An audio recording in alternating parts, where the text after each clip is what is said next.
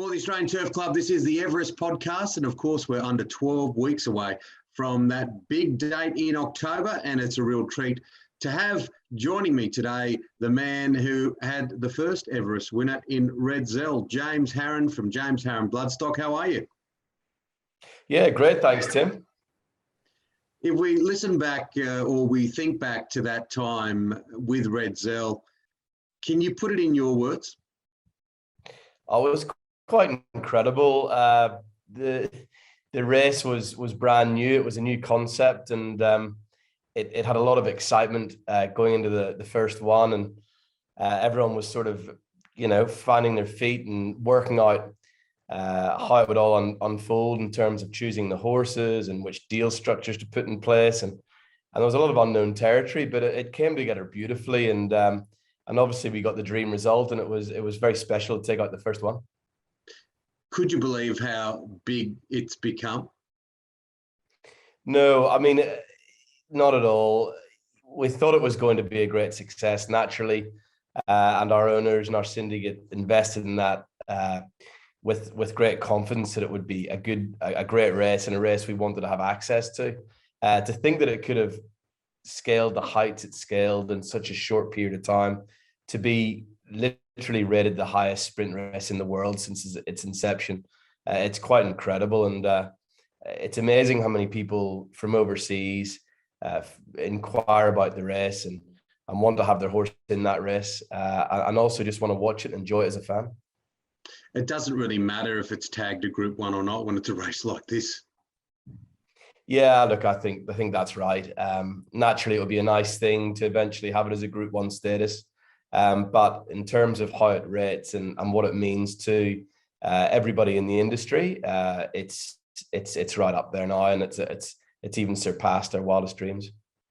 With everything that everyone is going through at the moment, and it's not being just one individual, we're all going through a little bit of a challenge. In our part of the world, we pretty much escaped it, but now we're in the middle of it. So it makes you want to be a bit aspirational, look down the track, look at dates coming up. And I think the Everest is something, and where it sits, people that love horse racing like you and I do, look forward to these times.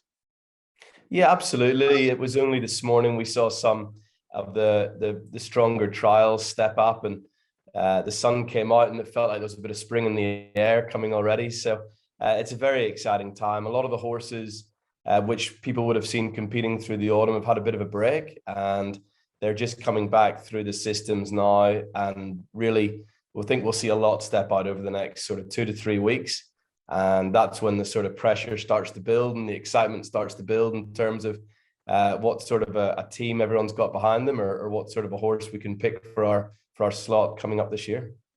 Have you got a scoop for the Australian Turf Club? You always keep your cards close to your chest. You're not a bad poker player, James. Yeah, no, unfortunately, there's not much to say. We generally every year do tend to like to see the horses come out and see them come back in the spring, and also very importantly see what 2-year-olds that have now turned 3 in August, 1st of August, come through and maintain or improve from where they were last season, and maybe put their hand up for the race. We've seen a number of the old stalwarts, the old weight for age horses retire over the last 2 years. So it's making room for a new bunch of sprinters, which we'll see integrate into the system now. Are you a little bit surprised that so many slots have gone hard early?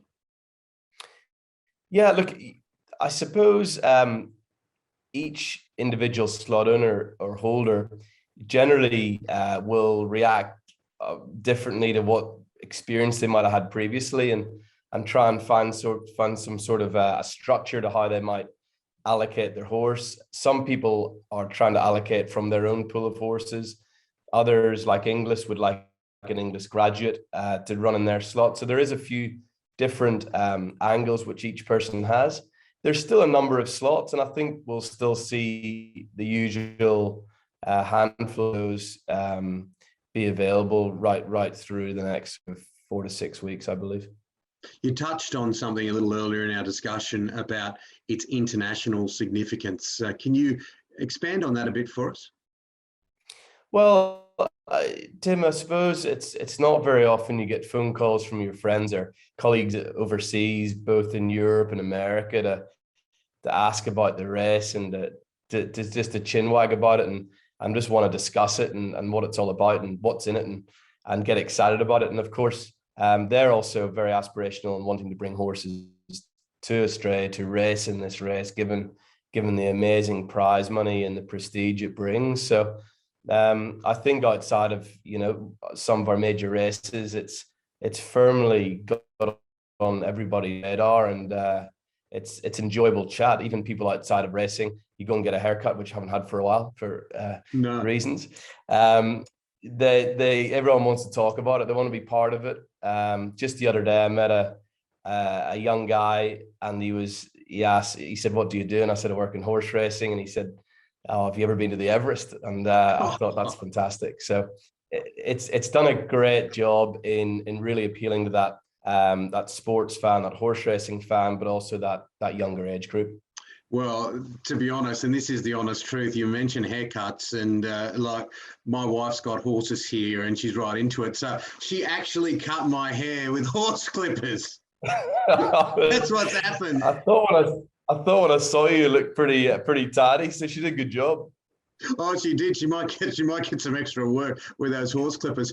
Now, look, your Capitalist, I've got to mention it's over your shoulder there. What a mighty stallion he is after that Golden Slipper win. And we saw his progeny do good things in the autumn as well.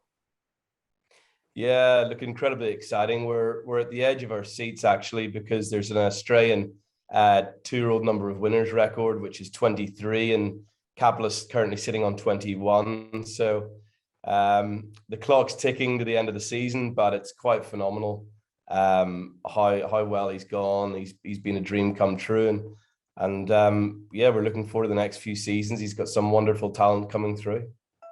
One of the real good things, something that gives us all confidence looking forward in this industry, is the fact that nationally we've maintained the industry through every nook and cranny or turn that the COVID pandemic has offered up to us. So that gives us a bit of confidence going forward into the spring and the Everest.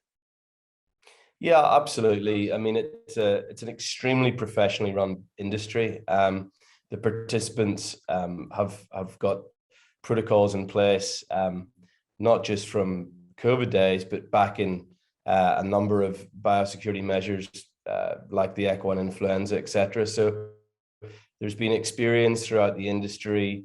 There's a wonderful camaraderie to do the right thing, and I think that can well continue. And we've been very fortunate, and it's been very well handled and run.